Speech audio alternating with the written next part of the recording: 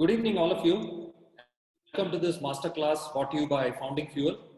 I'm Swaminathan. I go by Swami, and I will be the moderator for the session today. Shaping startup culture is today's topic for discussion. And going by the overwhelming request we have received from all of you to attend this masterclass, we believe it is indeed of great interest to all of you. So thank you very much for joining us live today. Now, a quick background on why we chose this topic. Over the last decade, India has witnessed an explosion in the number of startups. And these are typically companies founded by first-generation entrepreneurs. And as consumers, we have experienced a new level of convenience and personalization from some of them. However, for every few startups that do it well, the majority don't get a lot of it right. So that made us ask a question. How do startups that do well do it right? There are, of course, a few important things they do differently, like looking at customer needs through a new lens or using leapfrogging technologies and so on. But when we speak to entrepreneurs, they usually point to a greater power, that of the culture for their success. That's the trigger for our conversation today. I hope you find it engaging. First, I want to make a quick announcement. We are designing an immersion at BigBasket to deepen our understanding of how a modern online grocer thinks and works. We'll share details at the end of this masterclass, so please hang in there. We hope to cover good ground with our seller panel today, but because of the vastness of the subject, we may run out of time to explore all the questions we may get. In case that happens, we will try and get the panelists to answer some of them on our Slack group, which some of you have already joined even before this masterclass. Now, a quick introduction to the panelists. I've been aware of BigBasket even before it entered the public realm. I heard about it early because I used to work in a venture with common investors. The founding members, I understood, were a seasoned team, having been the handful who had survived the first internet wave in the country. And years later, when a book on BigBasket, Saying No to Jigard, popped on my Amazon recommendation, I was obviously interested. By then, I'd already experienced BigBasket as a customer and was hooked on the reliable service. The book was written by Hari and Subramaniam, Mani as he's called. I love the title to start off, Hari and Mani. When I read the book, I realized that the team had done a lot to transmit the vision of the entrepreneurs into reality, and much of it dwells on the realm of culture. So I got in touch with Hari, and interacting with Hari over the last 4 weeks has been a pleasure. His responses have been lightning fast, and he was open to many of the suggestions we proposed, including the immersion session. And you must have read Hari's columns and writings. He gives back actively to the community. Welcome, Hari, to this masterclass. Thank you, Swami. It's a pleasure. Hi. I recently discovered that Mani and I were colleagues for a brief while we were at PwC. So I'm really happy to have a fellow colleague on the panel here. Welcome, Mani. Thank you. Thanks for having me on the panel. Okay, when we were thinking about this topic, we wanted to make the masterclass more contextual, and we needed a strong mind to relate the experiences of BigBasket to the Indian and international startup scene. So the search was very focused, and the name came up really fast. It was Sandeep Murthy of Lightbox Ventures. I'd met Sandeep a few years back when he introduced us to the startups Lightbox had invested in. He is very perceptive, and being a voracious reader with hands-on experiences, perspectives are very insightful and practical. Welcome, Sandeep, to this masterclass. Thanks for having me. Look forward to it. Okay, we will tackle today's conversation in 3 segments. In the first segment, we will explore why does culture matter? And in the second, we will deal with how to build a culture roadmap, talking on topics of emergent versus deliberate culture. And in the third, we will explore the toolkit for shaping culture. So there's a lot on our plate, so let's get started. I'll start with Hari. Hari, it's often said that it's difficult to define culture, but easy to experience it. You came to BigBasket a few years after it was founded. Could you just walk us through what was the brief from the founders and how did you interpret it? So there was no particular brief, I would say, Swami. So this was, goes back to a conversation that Hari Menon, Sudhakar and I had at the Hyderabad airport. We had a waiting time for about 2 hours to catch a flight to Mumbai. So we caught up on this topic of culture. And I figured out that the BigBasket founders had handled culture very intuitively. and they had not really cared a lot to put a structure or define some of the key aspects of culture. But that's okay, because I think doing something like culture intuitively and doing it well is far better than putting things on paper and not doing a great job of it. So I think some of the things that we discussed were that if we decide to articulate, what BigBasket stands for in terms of culture, should it really reflect who we are, or should it have some aspirational component as well? And then we figured out that it's good to, have it largely define who we are, and to some extent bring in an aspirational component. So we figured out that BigBasket is really maniacal when it comes to focus on customers. So that should reflect and get identified as one component of our culture. We also realized that, we want people to take ownership, even if everything is not in your control. And everything is never in your control. So we brought that up as a second component of culture. The third component was, freedom, but personal responsibility in everything that you do. Because as you scale, you cannot rely on policies to, figure out everything. You can't rely on audits to get people to do the right thing. And therefore we said, you will have the freedom to do the things, but then you're personally accountable. And then we said that, BigBasket is not particularly known for speed and agility. And we realized that going forward, that is an important component. So we brought that in as an aspirational component. So I would say that, culture is like, Adam Smith's invisible hand. Adam Smith talked of the invisible hand in The Wealth of Nations. Yeah. In a free market, you don't really know what drives customers, what drives the suppliers to do the right things. It is the incentive of price, the demand-supply dynamics, the freedom to produce, the freedom to consume, which ultimately decides, which leads the market to do all the right kind of things. And in an organizational context, I would say culture is what leads people to do the right kind of things. It's the invisible component. It's the tacit stuff which really matters in a culture. So even though we did lay out these 4 components of culture, we realized that, they would just remain on paper unless you tried and lived each of these every day. Because unless you live each of these every day, nothing gets really done. So that's the way we went about it. So we built everything into the reviews. A lot of it was already being done. For example, it was very, very clear that customer was the centerpiece in everything that we did. In fact, the first question that we asked is, why does a customer shop with BigBasket? And we answered that very thoughtfully. And because we answered that thoughtfully, we did all the right kind of things. And that applied to everything else as well. So broadly, I would say there was no particular brief as such. They were doing all the things, right things intuitively. But I think it made sense to bring in some degree of structure and some degree of education with all the stakeholders, which is, people who are dispersed in the regions, the different leaders in all the regions. I think it's important for them to understand what the company stands for, what are the right things to do. Wow. And I think we went about doing that communication as well. Okay, fantastic. Excellent. I just want to move to Sandeep. Sandeep, we just heard Hari talk about the fact that it's an invisible hand. Now, in the hurly-burly of building a business, how often do founders see building culture as something important? We did hear BigBasket was doing it sort of intuitively, but is that something even some of the founders consider as part of building a business?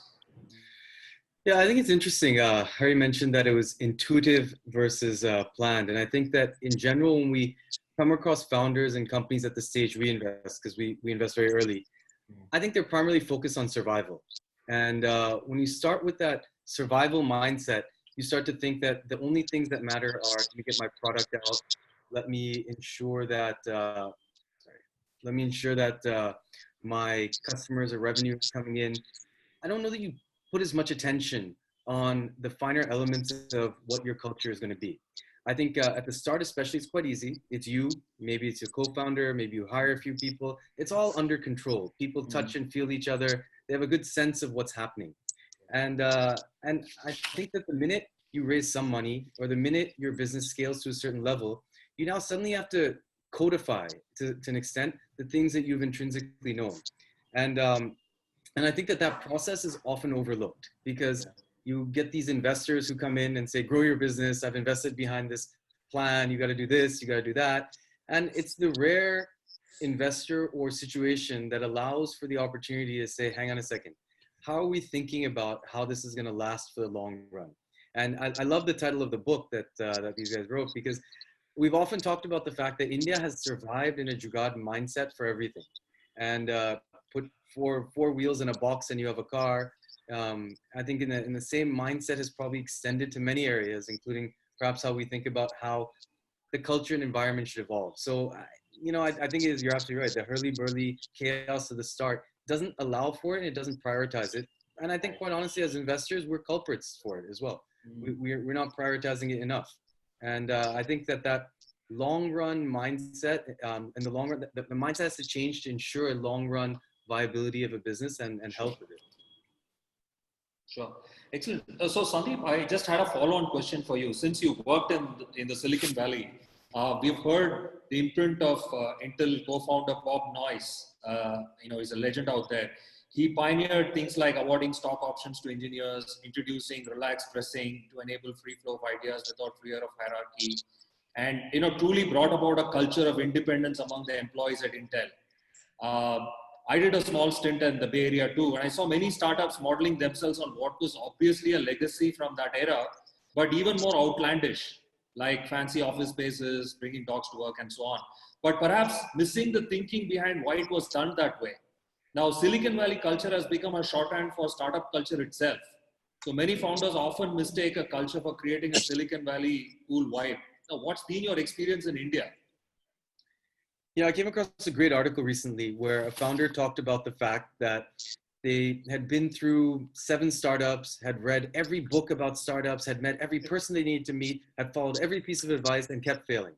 And that person's conclusion was they were following all the lessons of everybody else and not charting the path that was relevant based on who they were and the industries that they were trying to disrupt and change.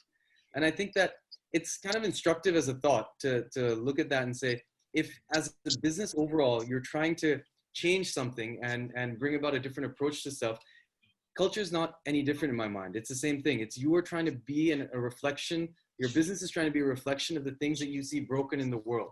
You're seeing that the mechanism by which, let's say, the Kirana shop works, or the large grocery store works, or the current form of a mobile network works, whatever it may be, or education works, you're trying to say, okay, look, I want to do it differently. And so I don't think that blindly following Silicon Valley's culture or blindly following a culture that another company has created is the right answer. I think it is really identifying who you are and who you're not. I think, quite honestly, a big issue is oftentimes people don't reflect enough on who they're not.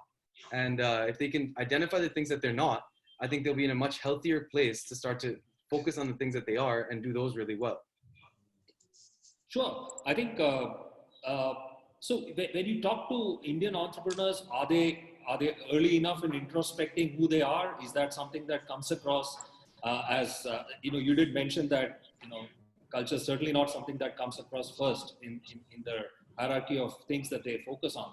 But even introspecting, are their business in some way reflecting, what the environment is about? Do they spend some time thinking about it?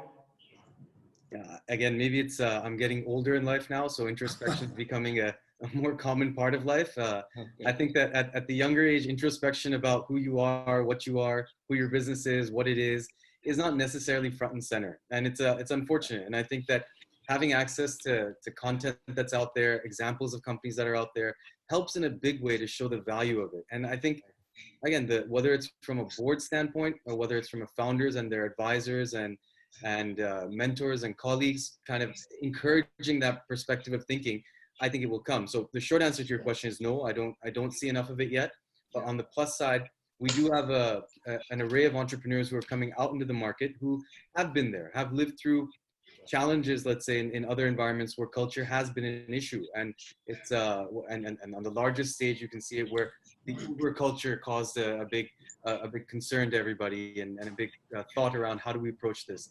So I think that the topic of culture, the topic of people, talent management, growth is much more in the center of people's minds, because I do think that now they're hearing about it more. I wouldn't say it's hit that tipping point where it's automatically being done, but I think conversations like this and opportunities like this that bring it out will definitely help. Sure. Okay, Hari, you heard Sandeep about his experiences with companies in the Bay Area and so on. Looks like clearly BigBasket has played it very differently, and you're not playing to a playbook like a Silicon Valley playbook, or didn't drink the Silicon Valley Kool-Aid. So why was that? How did, what is your impression about how BigBasket went about doing it? So I think let me just explain, about culture really manifests itself at three levels. The first level I would say is the artifact level, which is really about, the office get up, the way you choose to present yourself. The second level is espoused values, which is you might make a statement that we are very customer centric, we are very employee centric, but they're espoused values. The third level is about the tacit stuff, how things really get done. In my opinion, I've seen this in multiple organizations, and I'm now convinced that the first two don't mean anything, which is that having, offices, people sitting in the open without cabins does not indicate that it's transparent culture. Glass offices mean nothing. So I think, artifacts have zero relevance to culture. Culture is all about what you do every day, how you do stuff, what are the kind of behaviors that are recognized, rewarded, what are the behaviors that are discouraged. You remember the movie Chakte, right? Many of the participants here would have watched this movie as well. Yeah. That movie, after, in the India-England match, particularly, I think after Preeti Sabharwal, takes the ball from the center and scores the goal, even though there was this other girl who was waiting for the pass, and she didn't pass, but she managed to score the goal. But from the sidelines, the deputy coach, the plump woman, is screaming, well done, Preeti, Jio Preeti, she's screaming. But Shah Rukh Khan, the coach, is not happy. In fact, when the team comes back to the returns, he smiles at everyone, he pats everyone on the back, and she's expecting a big pat and a hug, but he doesn't even look at her. So in that one moment, he's communicated to her that, this kind of play is not acceptable. We might have won, we might have won this game, you might have scored a goal, but in the long run, this is not going to work for us. So I think he communicated that message very powerfully. So culture is really about how do you communicate these kind of messages, what is right and what is wrong, what will work, what will not work. An office space, the way you decorate your office, the kind of fountain that you may have, whether you can bring your dog to work, I'm convinced it means nothing, whether it's Silicon Valley or in Indian companies. Many Indian companies, also startups, have tried some of this cool stuff. But to my mind, this really just doesn't matter. I think it's about doing the right things every day. And therefore, by doing the right things, have people watching you, and therefore improvising, learning. People learn by watching you, by imitating you, by improvising. I think people always do this. So if the top 10, 15 people in the company are committed to doing the right things every day, invariably over a period of time, I think everyone else would begin to do that. So Hari, could you give us an example of something like this at BigBasket? So what do these leaders try to emulate on a daily basis in some way to talk about the tacit stuff that you spoke about? Right. So I'll just a disclaimer here, which is that no culture is right or wrong, because at the end of the day, a personality culture is about an organizational personality. Just as every individual has a personality, culture defines an organizational personality. And at a very early stage startup, culture simply equals founders. Culture of a startup is really who the founders are. It reflects their personality almost completely. Okay. And therefore, there's nothing right or wrong. Over a period of time, you can make some slight tweaks. You can become a slightly different individual. You can become a slightly different startup, but you cannot be very different from who you are. So coming back to your very specific question of BigBasket. So for example, humility is a deeply ingrained value at BigBasket, which means that however smart you may be, whatever education pedigree you may have, whatever your past accomplishments may be, it's very important for you to work with humility with people who've had less privileged education. So that is very important for us, and that is demonstrated every day. So arrogance is just not okay. Arrogance about your accomplishments, arrogance about who you are, that's just not okay. So that's a value that's lived every day. So if it's lived every day, people understand, that it pays off. Arrogance is not going to work. So I think that's one example of the way we, that's one value that we've been able to trust. So respect for people, humility is something that's very important for us. When it comes to, for example, we've created a policy which is, an equal opportunities workplace. And, we have a lot of women, people with disabilities working for us. And we have a Prevention of Sexual Harassment Act.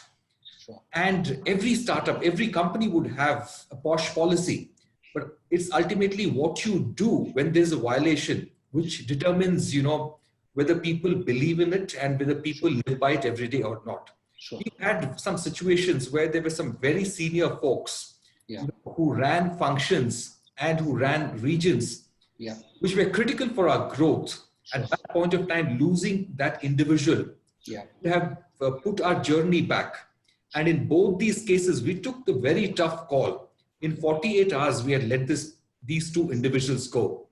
And everyone was surprised, shocked. And I think that single action made BigBasket a great place for women to work. I think across the industry, across, the talent market, the word got around. So I think word does get around. So it's about these things that you do every day. I think that's what I mean when I say that, office decor doesn't matter. You might say you're customer centric, but are you really demonstrating that every day? You're employee centric. You stand up for prevention of sexual harassment, but do you do the right things every day? That's what matters. Absolutely. Thanks for that, Hari. I'll move on to Mani. Mani, you came on board in 2015 to lead a new age function, analytics. How was BigBasket thinking about this area, and what was your leadership mandate? Hi, Swami. So, just like Hari pointed out, even in my case, there was not necessarily a very explicit brief or a mandate, but very clearly, we were getting to a stage where Hari, working with the founders, was assembling the leadership team. So this involved hiring our head of projects, head of marketing, head of analytics, which is a role that I came on to take. Now, that was just a milestone in BigBasket's journey when it comes to sort of thinking about this area. While you said analytics is a new age function, in BigBasket, the founders typically boil this down to what analytics eventually means. What it means for any business is using data to make better decisions. And in the case of BigBasket, it becomes even more critical because it provides a competitive advantage to BigBasket versus others that are offline players who may not have access to the kind of data that an e-commerce company gets access to. So given that platform, the specific thinking was, how do we use this information to become more efficient and, more importantly, deliver a superior customer experience? So those were the key questions that were running in the minds of the founders. And I came on board to sort of do a couple of specific things, or maybe more than a couple of specific things. Number one is build an analytics ecosystem made up of internal as well as partner talent that would lay the foundation for us to leverage data. That meant, number one, sort of setting up the analytics infrastructure on the cloud platform that becomes reliable, scalable, and ingest data from necessary sources. Number two is get this data out very quickly to the different business teams, be it the marketing team, the merchandising team, etc., so that the time from data to decision gets compressed. And so whatever was needed to make that happen was the second part of the thinking. And the third part of the thinking was to make sure that we got leaders to use data, and through that spread the culture of using data to drive decision making within the organization. So these are specifically the things that I began to focus on as soon as I came on board. But credit to the founders; they've been always data-oriented folks, and there's more to it than what others would say when they use this term, data-driven culture. I'll talk about that a little later, but they clearly knew that data and leveraging data to be impactful in terms of customer experience, in terms of cost optimization, in terms of growth, could help BigBasket stand out in the market as well as leverage it as a competitive advantage. And so my role was to come in and make that happen. So that's quickly what I set out to do when I came on board. Okay. So I have a follow-on question for you, Mani. So, you talked about the 4 phases of growth in your book. I know when BigBasket was no revenue to 50 million and so on, till growing to about $1 billion in revenue. And the analytics function playing a very strong role in making that transition happen. So, very quickly, what are the two challenges you faced in sustaining this data-driven culture? Um, Yeah. you did say that So, your founders were very supportive, but how do you sustain it, and how do you make it all permeating in the organization? very important question, and I want to use this opportunity to go into a greater level of detail when it comes to talking about the data-driven culture. It's a very abused term. Pretty much everyone says they are now data-driven, but it's important to understand what that means. There is data, and many have written about it. When you take the data and sort of extract information out of it, it becomes more meaningful. You take the information and translate it to insight, it becomes even more powerful. And eventually, what you do with that insight is what defines the culture of the organization when it comes to data. So in our case, data-driven culture, was something that we clearly drove top-down because, like Hari said, culture is what you live and breathe every day, and particularly when the leaders do it, then others understand it and adopt it as a way of life. So in our case, we want to make sure that the business heads of various functions, as well as regional leaders, begin to use data to make decisions. Now it comes with a set of challenges. Number one is something that I clearly heard the chief algorithms officer of Stitch Fix. Stitch Fix is a US-based startup that sort of does bespoke dresses for customers and leverages data and, more importantly, algorithms to drive a superior customer experience.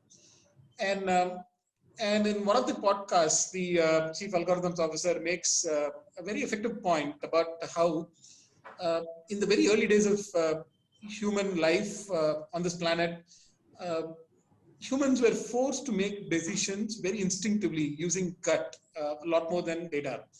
You are standing outside a cave when you are facing a lion.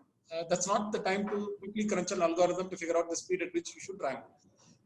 You quickly have to make a decision on whether it's flight or fight, and therefore humans tended to use a lot of gut and instinct to make decisions. Fortunately or unfortunately, over the many years, as humans have evolved, we've become very used to continuing to rely on that instinct, on that gut feel to make decisions, even though a lot more data is available to us to make more informed decisions.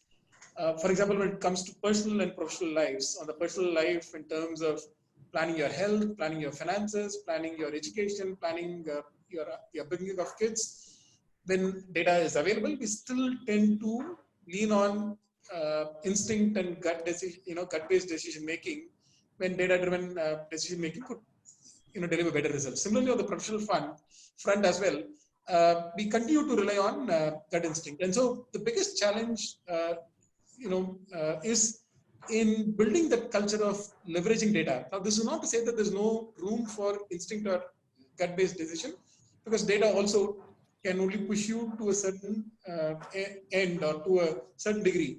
So if you are left with, with data having brought you to a point where you're left with two choices, each of which is equally good in terms of the outcome, then that's where you probably bring in your past experience, your instinct, your gut to probably make a better decision. But it's important that you use data to get to that point and not rely on instinct all the way through, right? And so the biggest challenge was sort of building that culture within the organization, getting everyone to build a hypothesis-based approach to decision making. Specific examples are when we want to improve our ABVs. ABV is an important metric that we look at, which stands for average basket value. This essentially is, measuring how much do our customers buy per order. It's an important metric that drives our unit economics. There are things that you could quickly do, which could be short term in boosting your, ABV. Some of which could be just setting up incentives for customers to buy at higher order value. But how do you make this sustainable? What does data tell you? Looking at some of this data, we got some very, very powerful insights. one of the insights that we took away from that was the fact that the ABVs on our desktop, customers that use the desktop to place a BigBasket order are much higher than the ABVs of customers that use the app to place an order. And digging deeper helped us understand that when customers sit down to place an order on desktop, they are more planned. They have more access to the real estate on the app, on the desktop that helps them identify products that they otherwise would have missed when placing their order. Versus on the app, given that it's a small screen, very small real estate, and by design, app is not focused on engagement, but are more focused on getting the task done. Customers may not have access to all of these additional tools that they have on the desktop. So we then began to set out to recognize what are those additional tools that we could build on the app that could help customers get the same experience or a experience similar to what they would get on the desktop. And through that, organically build the ABV in a sustainable long-term manner, right? And so this truly came from a very data-driven culture by leveraging data to draw insights and convert them to actions. So that was one of the challenges. The second challenge is something which is Hari's favorite, and I constantly watch out for that. In a data-driven culture, it is also quite likely that you could get caught in the analysis paralysis mode. It might begin to look like the smallest piece of data that you have, how much a number moved up or down, or how much a metric moved up or down, could seem to have meaning beyond what it really means to the business.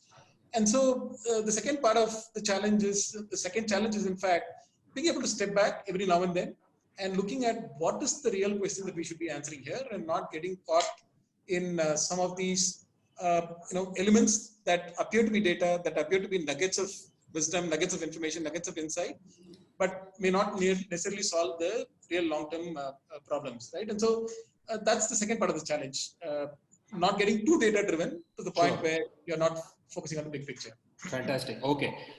We've got a couple of questions before we move to the next segment. We've got one from Sunil Malhotra. And to the point that you were just making, Hari, it says that BigBasket, he says that BigBasket has an obsessive, Hari said that BigBasket has an obsessive customer focus.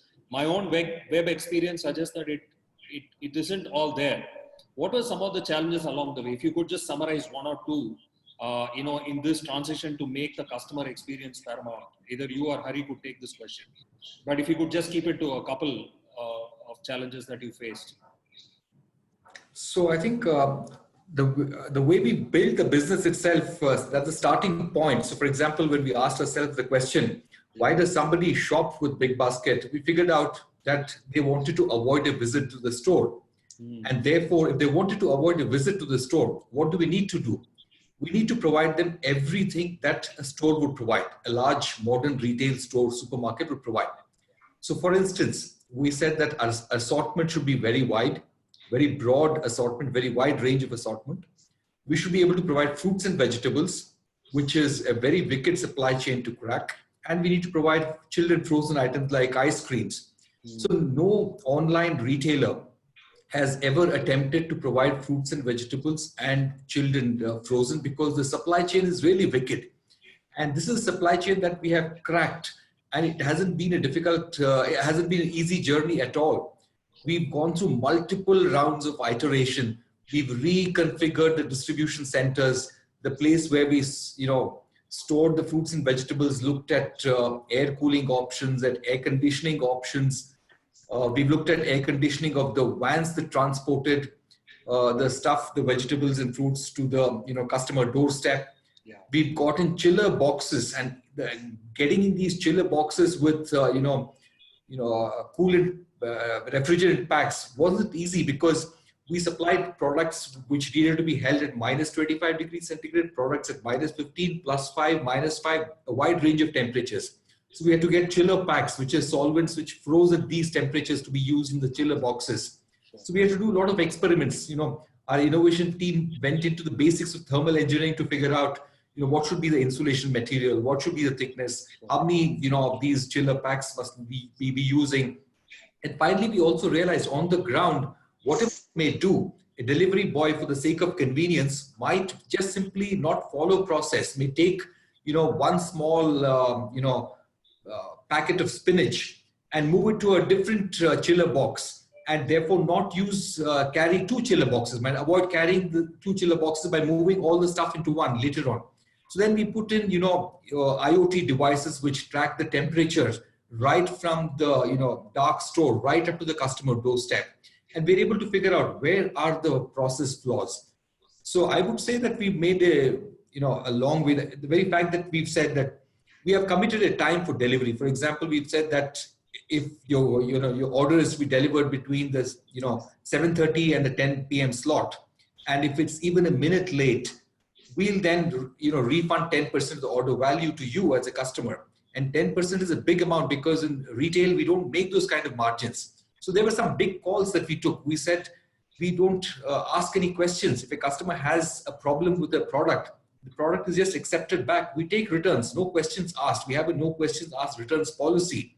And it's not, it's a very, very, generous policy, which is that if you order 4 pieces of pomegranate, you consume 3 in the course of the week, and the 4th week, at the end of 6 days, you say the 4th one I'm not happy with.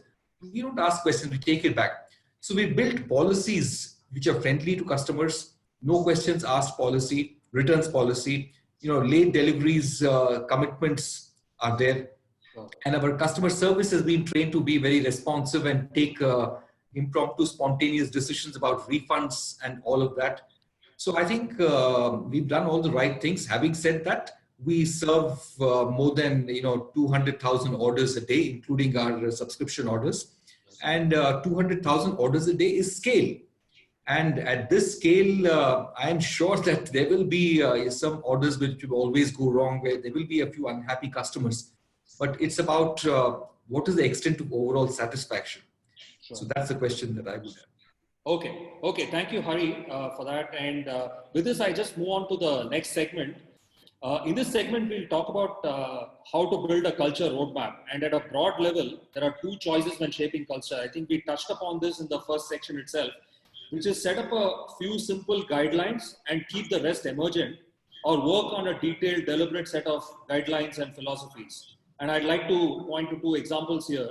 Nordstrom, a US retailer founded in 1901, which is consistently rated as one of the best companies to work for, has their famous culture printed on a card, and that's just it. Use good judgment in all situations. Please feel free to ask your department manager, store manager, or HR for any questions at any time, and that's about it. And we know that Nordstrom is known for its legendary service.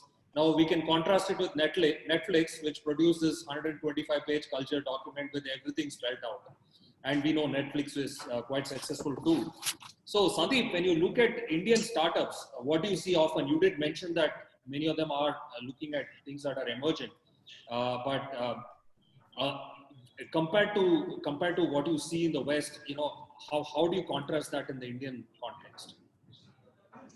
I actually wanted to take a step back for a second, and what Mani was talking about as well on data and how to think about things. He mentioned this example of the wind and the lion.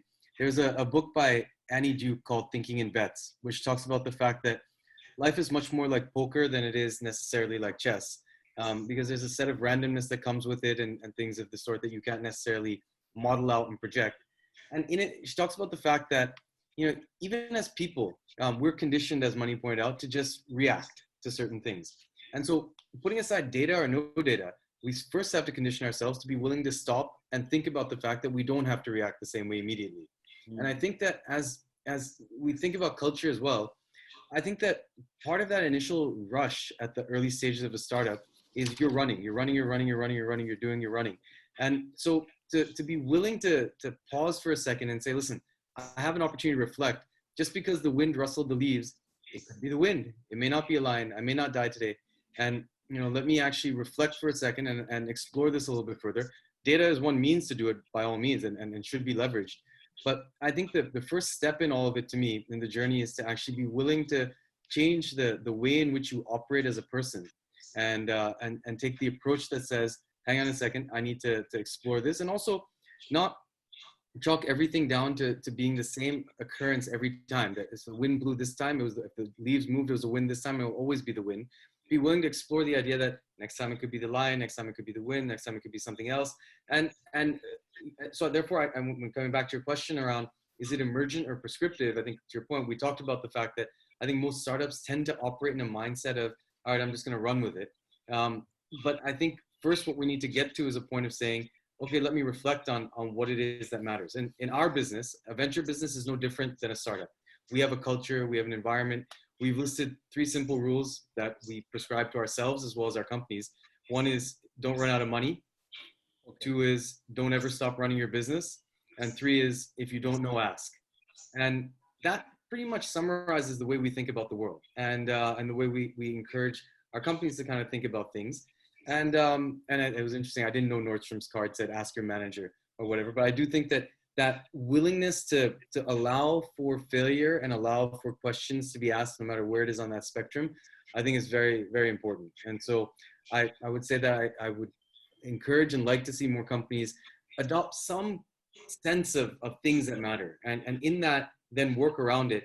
I'm not necessarily a big fan of a 125-page set of documents to outline it. I do think that we need to know who we're not and what we're not going to be, and then kind of work within that. Sure. Okay. Okay, I want to turn to Hari again here. Hari, BigBasket made some deliberate decisions upfront. It modeled itself as a grocery company with an app and not an app for grocery. Right. So when SoftBank and Tiger Global declined to fund BigBasket and actually went ahead and funded Grofers instead, because of the disagreement with this model, the founder's conviction was certainly put to test. We have heard Hari Menon talk about it a couple of times. So you stuck to your guns, and that's a huge leadership call. So can you just walk us through what was on the leaders team's mind? So I think all of us have heard, Marshall Goldsmith say that what got you here won't get you there. I think the counter is that if you forget what got you here, you will never get anywhere. So I think you need to remember both sides of this. And the BigBasket founders in their prior life, when they ran FabMart, I think they had learned a few lessons and learned them well. And some of those lessons were that if a customer orders online and if you 20 items, for instance, and if you supply 18, that's not enough, because then you're forcing the customer to visit the store for those 2 items, and the customer could buy the remaining 18 items also from the store. So you need to have a very high fill rate, which is 100% of the items ordered, you must be able to deliver. So I think there were some lessons, and you can't deliver these kind of fill rates if you just have a very casual marketplace approach where you go to a big bazaar or to some of the other, Kirana stores or hypermarkets to pick customer orders, because you don't have access to their inventory. You have no idea when a customer places an order whether you'll be able to fulfill that completely or not. So I think the founders were very clear about this. So I think 2014-15 were years when there were, some crazy ideas about scale. And, some of these large investors believed that it's important to scale very quickly. And they found that asset-light models scale quickly and for obvious reasons. But they tend to break customer experience in the grocery space. So while it's important to scale early, while it's true that an asset-light model or a pure technology business can scale more rapidly, in a business like this, where you're serving customers, where fill rates are important, where out of stock needs to be minimal, it's important to have your own inventory, control your own inventory. I think the founders had learned their lesson well, and therefore it didn't really matter who said, because ultimately just think about it, right? What does SoftBank know about how to run a grocery business? I think you need to have that confidence that, a brand name doesn't communicate anything. Tomorrow, if a film star tells me, something about cosmology, why the hell should I care? So I think you don't have to be overawed by brand names. I think you need to have some conviction in your own experiences. And I think that's what the BigBasket founders stuck to. It's like, Galileo being told by the church, you better accept that the sun goes round the earth.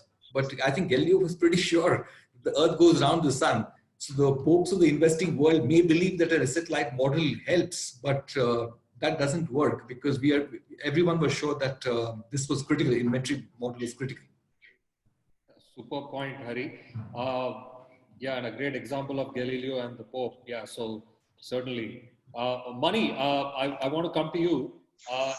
Most startups today say they are a technology company. It's actually following up from the prior question. So BigBasket is articulated as a grocery company with an app.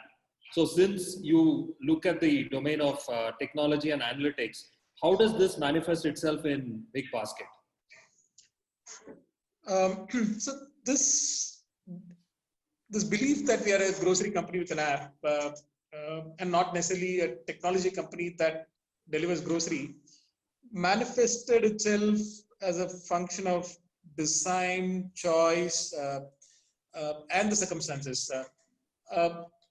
Understandably, the founders are not tech wizards, and really they knew how to run grocery. And they began to look at e-commerce as being a fantastic option to deliver groceries and bring this onto the e-commerce platform, and through that sort of create a differentiation. And thankfully, because there was no one with a strong technology background, it just played out in a way where they began to focus on leveraging technology just from an execution perspective. But more importantly, the choice also was clearly to say that we will use technology wherever it helps us enhance the customer experience, right? And so that clearly was the choice that was also made. So by design, not having a strong technology person among the founding team, and plus the choice clearly to say that we'll use technology to deliver a superior customer experience and use it to make a difference to the customers came together, and therefore, that's a principle that we've been living by, that we are a grocery company with an app, right? Now, how does it matter and how does it run on a daily basis at BigBasket? Number one, we make choices recognizing that we are a grocery company that uses technology. What does that mean?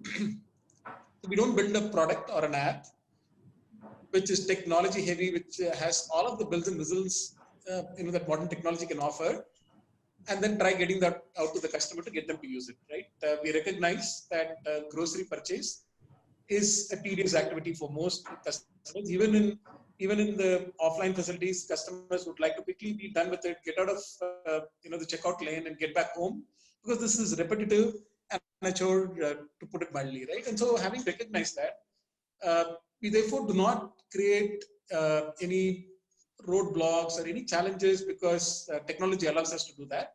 We therefore focus on quickly getting the customers to come onto the app, find the products that they want to, quickly add them to basket, find a slot, make the payment, and move on to do other things. Therefore, what happens, which you will now begin to see, maybe most other apps begin to show, is that on the browse page or on the search page, you can right there add an item to the basket without even having to go to the product page to learn more about the product, because all said and done, potato, a year ago and potato today are the same. There's nothing, cool or earth-shaking happening on the potato market that requires the customers to dig through the product page of the potato to learn more about it, right? And so that's one. So we use technology to enhance the experience, right? The second part of it is having recognized that a lot of the purchase or a lot of the basket of our customers are repetitive, given that they are made up of food grains, masala items, oil items, fruit items, vegetable items, etc. We've used technology to build a smart basket that makes it easy for a customer to shop and complete their transaction very quickly.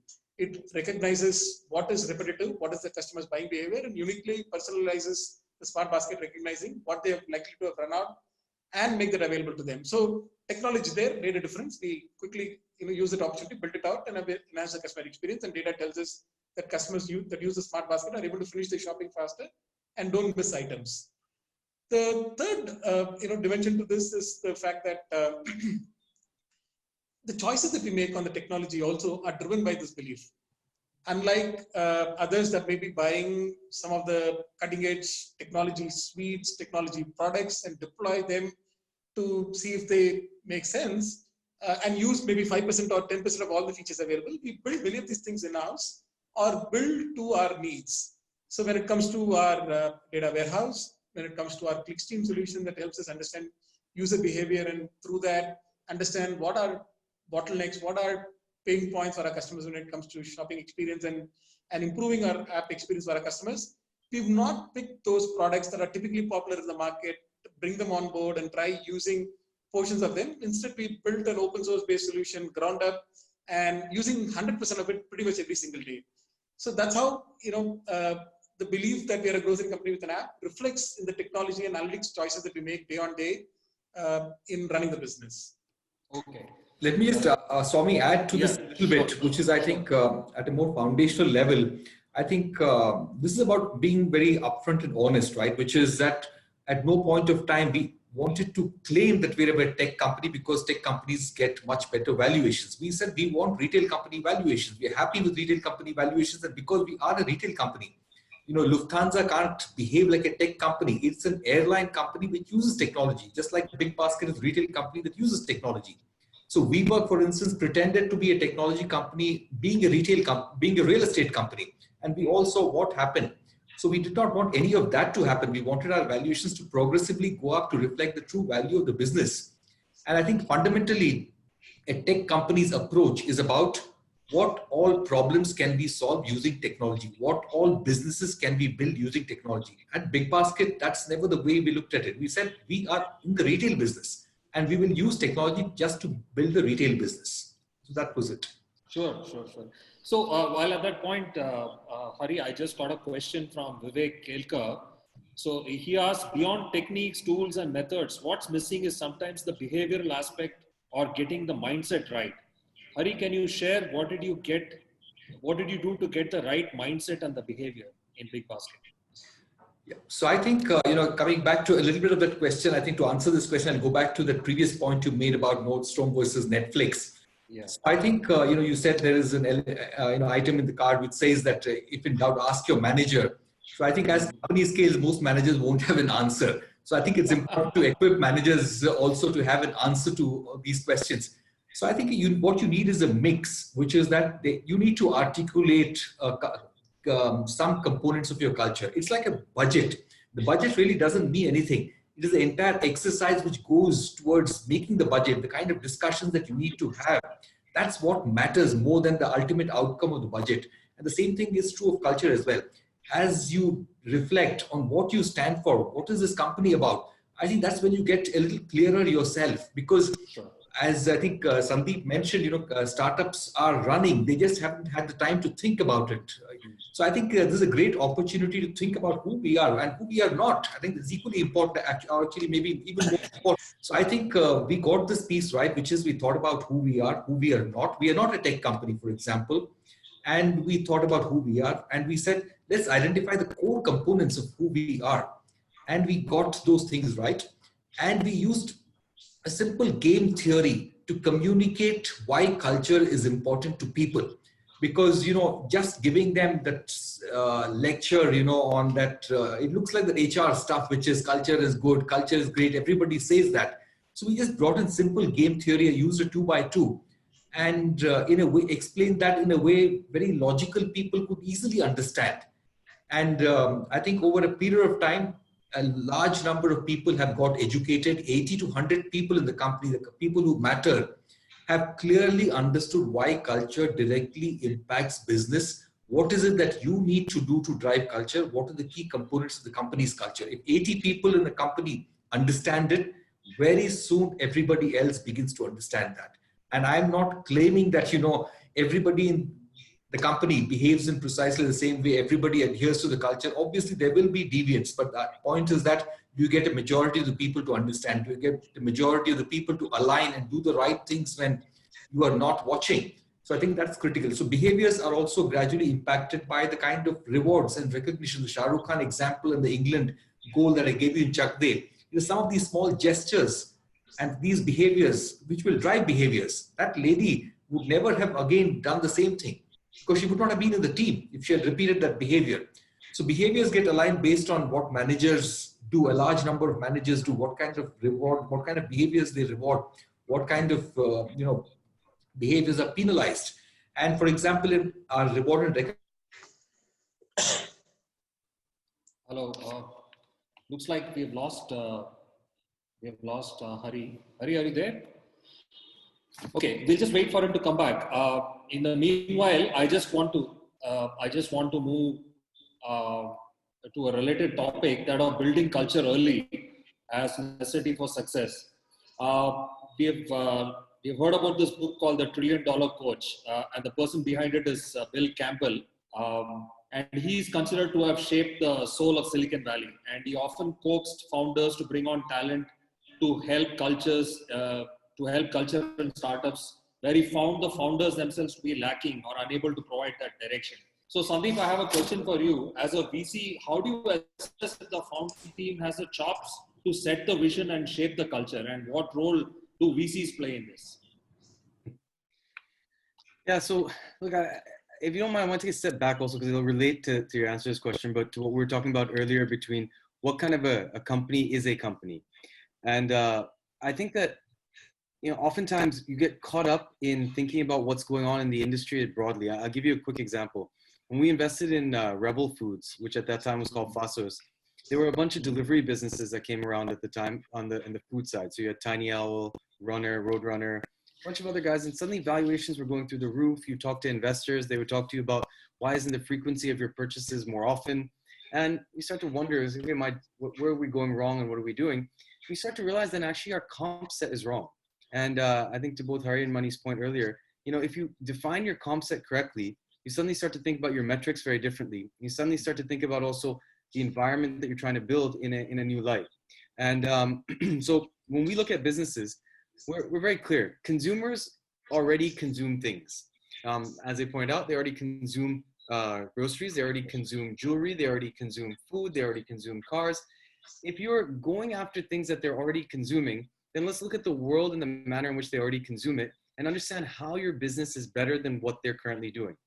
Where in the financial statements, the P&L, the cash flow statement, the balance sheet, is technology being applied to create an advantage in your business? And then how does that trickle out into how you measure your business moving ahead? And once you do that, and you sort of look at the universe of comps that you have out there, you start to say, look, I'm not trying to drive call whatever number of transactions a day in a certain manner. I'm trying to get to a number that is logical based on the limitations that exist for actually delivering that product. As Hari and Mani pointed out, delivering groceries is very different than the action of simply setting up a marketplace. You have infrastructure of all this. Similarly, in Rebel, we understood that making a kitchen and scaling food so that people are not getting sick when they eat the food is a very different process than simply connecting restaurants. And so understanding who your comps are, understanding who your world is, understanding how your P&L operates will help you define a little bit better how I think you need to think about the pace at which you grow, the environment you want to create, the people you want to bring in, the things that you're going to talk about that matter. Now, coming to the question of how do you assess founders on this and how do you assess the world, honestly, it's a very slow process. It's not one where I think you ever are quite done with that assessment. Our investment process is long. We're not the fastest. We're not priding ourselves on making the most number of investments. So we take a fair amount of time to get to know people. And in getting to know them, you actually observe how they deal with adversity. We have a question on our submission form for new deals where we ask, what does success mean to someone? I'm actually in the process of changing that to describe a failure you went through. And the logic is, I think you learn a lot more from how a person handles that feedback, how the person handles any situation where things haven't gone as expected, even as they projected to you, which is largely, again, if I go back and look at all the companies we funded, not a single company has met the numbers they originally outlined, which is fine. It wasn't expected. But now we worked with them closely enough to understand how are they going to deal with it.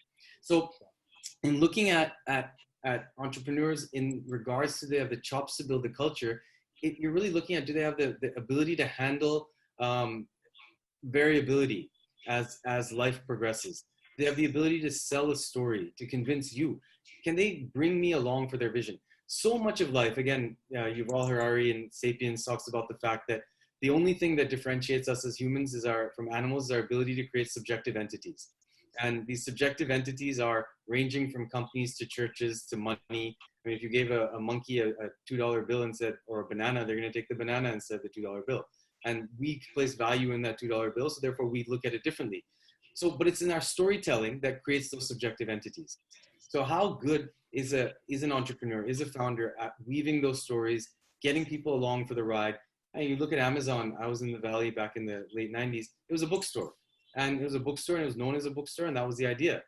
But if you met any of the analysts that covered the company at that time, they would say, you have no idea what's coming.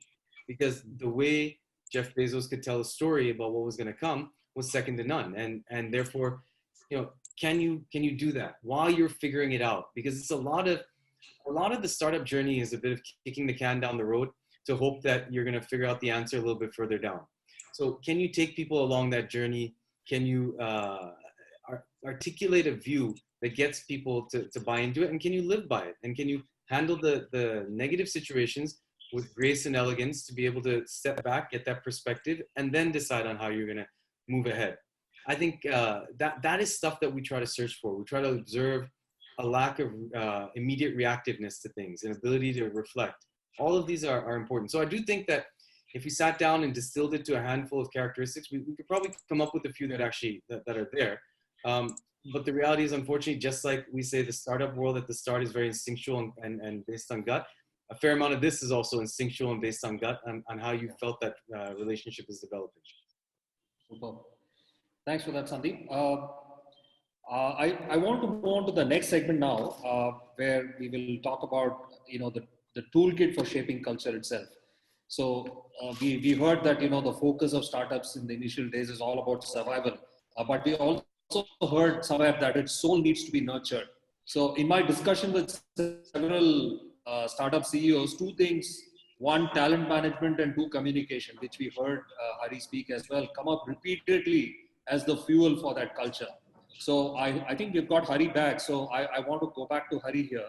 Hari, in the book, you narrate the experiences of hiring leadership talent, especially in new age skills. So walk us through what goes on in your mind when you're getting on board a leader at BigBasket. So I think, one of the biggest make or break for a startup that is scaling rapidly is an ability to assimilate lateral hires. Because, some of these young bunch of people who were there at the early stage hustled to get the startup off the ground, worked very closely with the founders, built the reputation, suddenly begin to wonder why we can't take it to the next level. Why do we need to bring in these laterals? And I've seen, startups which have been able to assimilate laterals well and startups which fail to assimilate laterals well.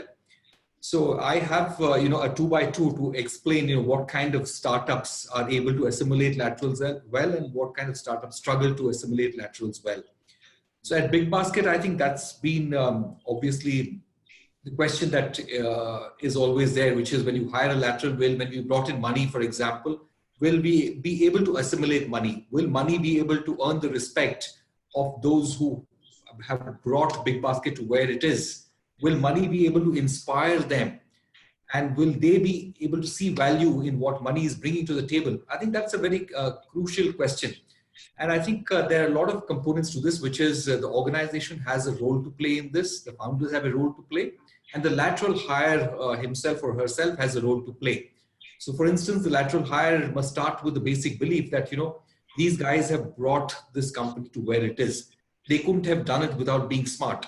So I need to start with the assumption that these guys are smart. I need to be able to learn from them. I think that should be the starting point.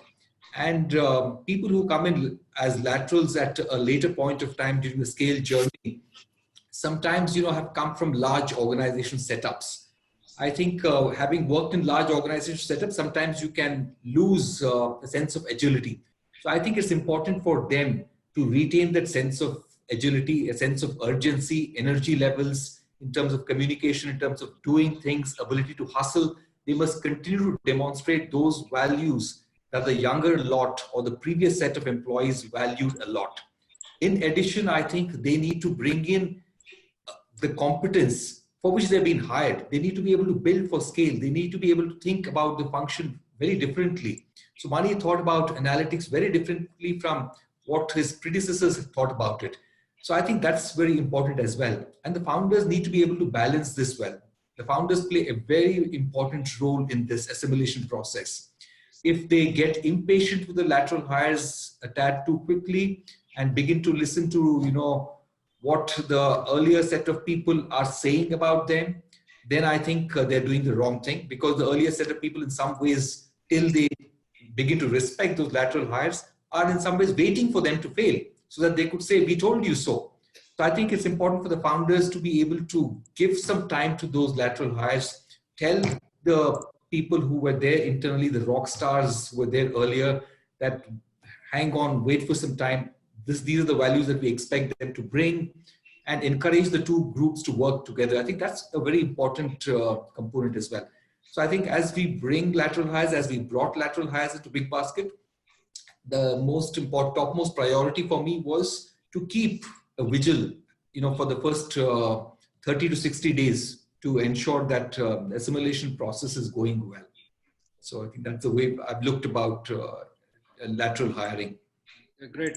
So I have a very quick follow-on question. And, when you're looking for culture fit, right, it may lead to looking for talent in the same mold as, typically that of founders, because the founders have set a lot of the direction and all of that. So how do you walk the fine line between looking for conformity to the culture and, to some of the models that you have within, to diversity, which is looking for talent with, diverse perspectives? Right. So that's a very interesting question, because you can't create clones of existing folks, right? All the laterals cannot be clones. At the same time, I think one thing is important, which is that there are certain core components of your culture on which there is no compromise. But you should be open to bringing in people who can question the status quo, who can bring in some new perspectives and work with the existing set of folks to make some change or drive some change. I think that diversity in thought process is very critical. I think there is always this debate, at least, tacit debate about homogeneity versus diversity. I think homogeneity helps you to get off the ground quickly in an early stage, helps you get quick alignment, helps you to run ahead fast. But I think over a period of time, as you scale, absence of diversity begins to hurt you badly. I think you can get very badly, blindsided. You will not be able to recognize a few things. You will not be able to spot problems early on because all of you think alike. And I think it's important to bring diversity in thought process, more than diversity in gender, because I think it's important to bring diversity in thought process. And if you bring in diversity in thought process over a period of, gender diversity automatically happens. But if you focus on gender diversity, then you indulge in what I would say is tokenism, and you have diversity on the paper, you hire women but make men out of them. So I think it's important to get in diversity. And therefore, some degree of, people who are, and getting people with some differences, people who are slightly different on some dimensions, people who can bring different perspectives and help take this organization to a different trajectory. Well, thanks for that perspective, Hari. Sandeep, I want to come to you. So, in the context of talent and recruiting talent from outside and building the team, how should founding teams think about it, and what do you advise them? I think there's this there's a saying that you filter for aptitude and hire for attitude, and I think that kind of fits well for how we think about things. I think it's important to know that people can do the skill, but really the question is, what attitude are you looking for, and how do they buy into where we're going? Now, that doesn't mean it needs to be homogenous in the thought process of how we're doing things. I mean, I think I'll give you an example at Lightbox as well. Early on, we hired someone from a brand background, brand strategist, with the thought process that let's have a very different view. We're generally, let's say, more numbers oriented, perhaps product driven, but we realized the importance of brand in the businesses that we're building, and we wanted to make sure that we had that voice at the table. And I think that whether that applies to us or whether that applies to a company as well, you have to be clear about the voices that are going to be required to help you ensure that you're thinking about the business correctly. Now, it's not always an easy journey for the diverse person in an organization, because the diverse person is bringing perhaps an outside view or a different perspective from what everyone has bought into. And ensuring that you cultivate and encourage that is on the existing team to make sure that they are willing to encourage that to come in, and willing to let that person have some space to communicate, whether that's in a delivery business, a logistics business, a jewelry business, a car business, whatever you have, you need to enable and empower people with a diverse view. So it's not enough to say, yeah, we want it. You really be careful about saying that you're ready to give that person some success in experimenting in certain directions. Because I think we have to remember that every startup came out of a group of people ready to take a risk to change an industry and look at things a bit differently. And I think that to continue that means to bring in diverse views and be willing to accept that those views need to be given a chance. So again, embracing the idea that failure is viable, possible, perhaps even essential to continue to succeed.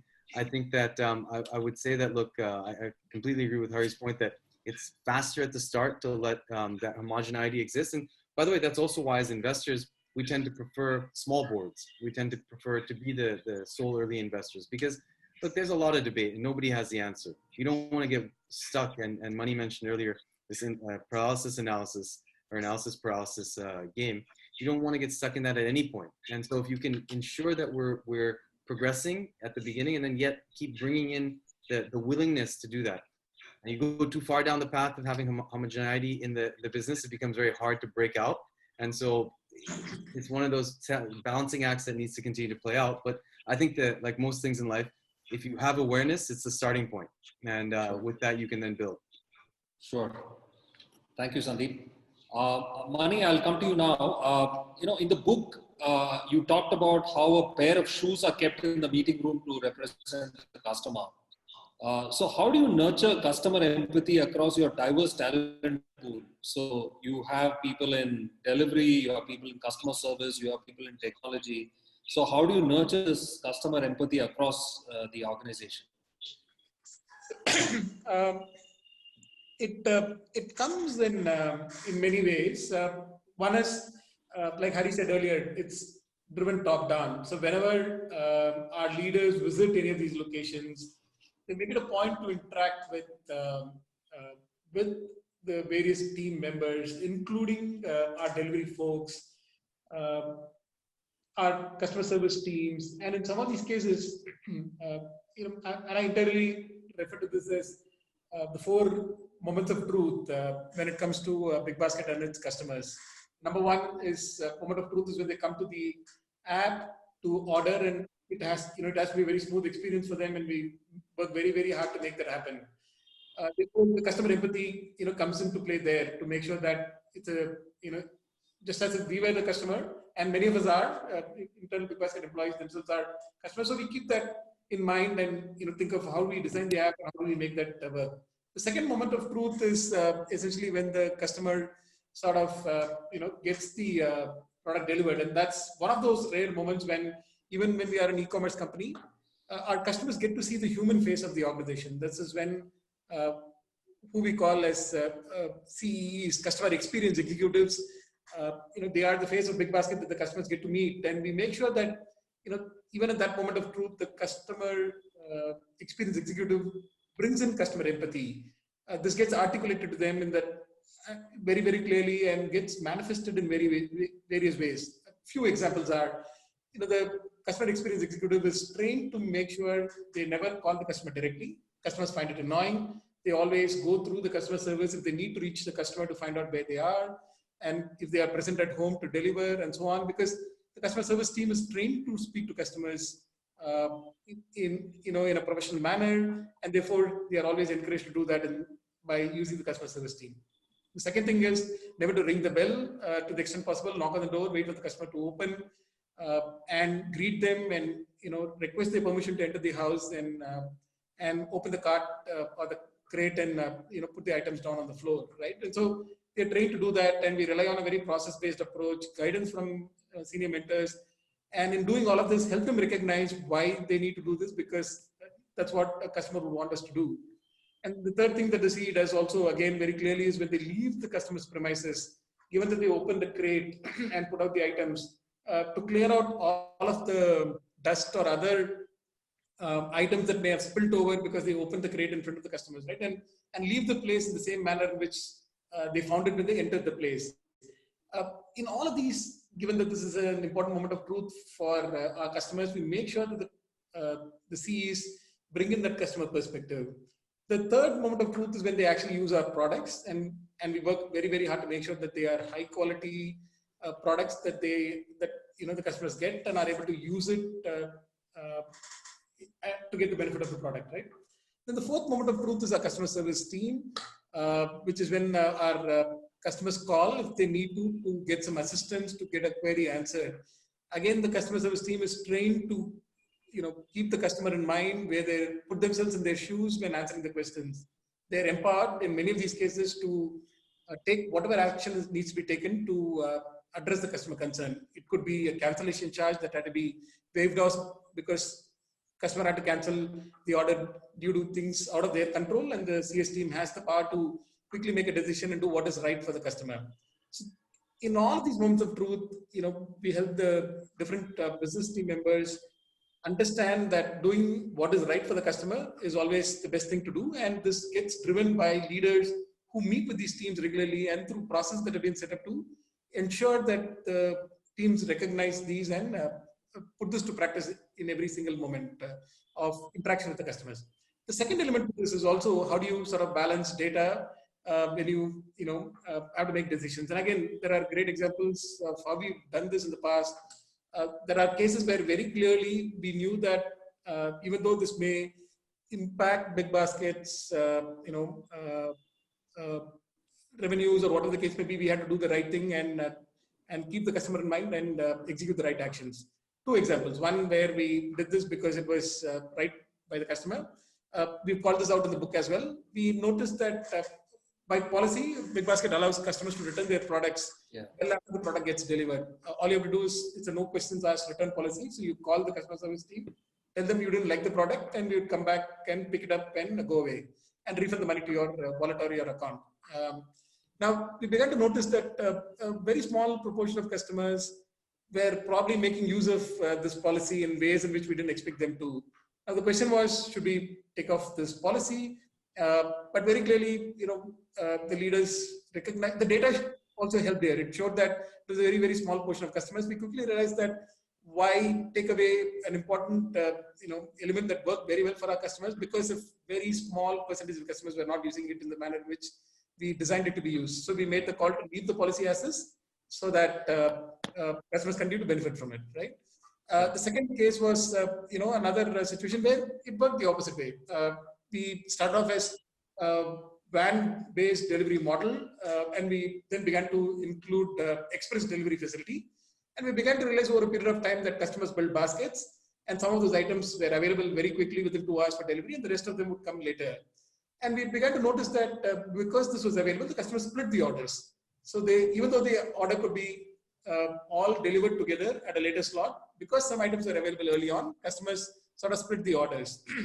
Now, it worked very well for the customers, but we also began to realize that the average basket value was falling. It had impact on the unit economics. And we quickly realized that the right thing to do was to communicate this to the customers and help set up policies that allowed the customers to split and pay a fee when they decide to do so, while encouraging the customers to the great extent to get the orders shipped together if there was no pressing need for them to split the order. In fact, it worked very well, and customers, took to the change without too many questions, and they began to, in fact, some of the cases, tell us very clearly that they were really surprised that they were allowing them to break the orders when it really was not necessary for them to break the orders, right? And so, in this case, the data told us the right thing to do in the long term was to sort of create policies that would encourage customers to not split the orders, and it worked very, very well. And that's how we sort of balance between data and customer empathy and get all teams to think from a customer's. Okay, cool. Thanks for that. I have a question here from Raju. And his question is, how often should one revisit culture purpose so that it stays fresh, relevant, and reignites the passion in the people working towards demonstrating it? Hari, do you want to take this?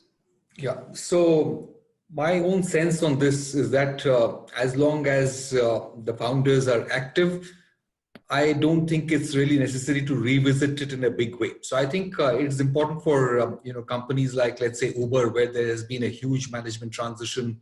Companies like public companies, let's say like IBM, where the founders no longer exist and a bunch of professionals have run this company for decades. I think it's important for those companies from time to time re-examine what the company stands for.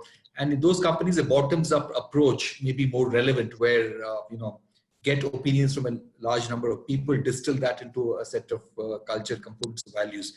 But I think for startups, as long as the founders are still active, I don't think it's really required to revisit. Okay. Okay, excellent. I just had one quick question for Mani here. Mani, in the book you wrote about a couple of acquisitions that BigBasket made.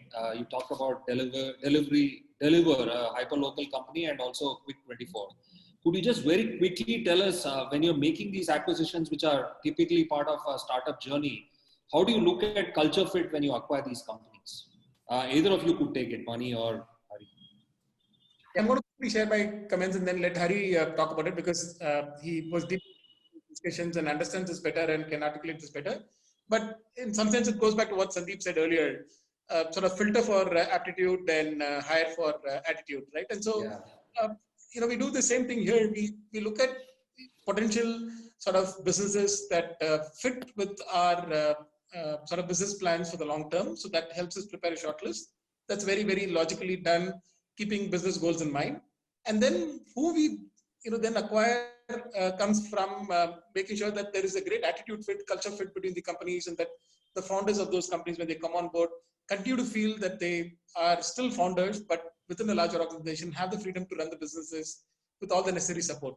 And so, very, very similar approach, filter based on business needs and then acquire based on cultural fit, right? That's quickly my answer to that question, but Hari is best placed to share more details. No, I don't have anything much, Mani. I think it's very clear, your responses. Okay. Excellent. I think we are running out of time, and just we have time for one more question. If there's anything that comes our way, we will take it.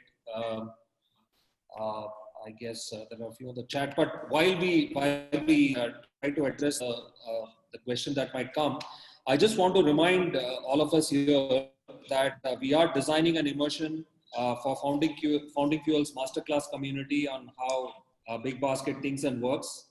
You will get an opportunity to visit their operations and engage with the leadership team. We are restricting the number of seats to about 20.